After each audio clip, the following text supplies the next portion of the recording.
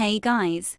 In this video I'm discussing about important tips for margin traders on Binance. So first of all, what is margin trading?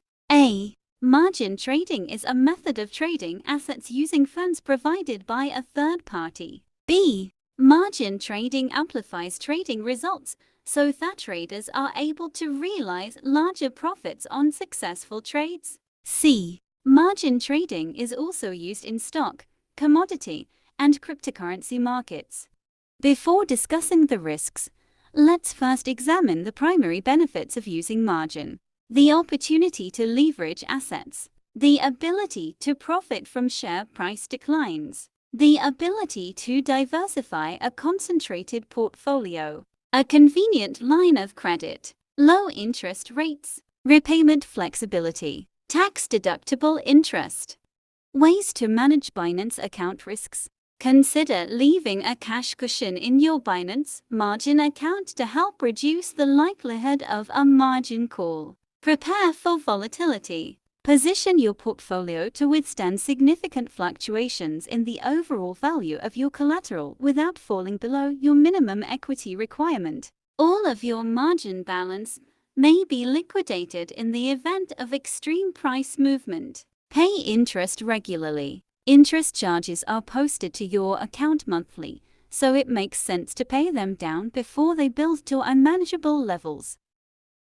10.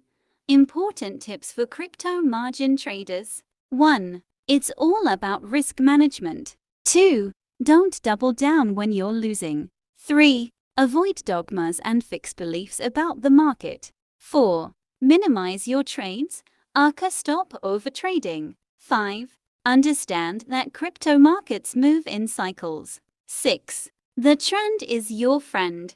7. Have a strong understanding of technical analysis. 8. Fundamentals are important too, including what's going on in crypto news. 9. Crypto margin trading is not set it and forget it. 10.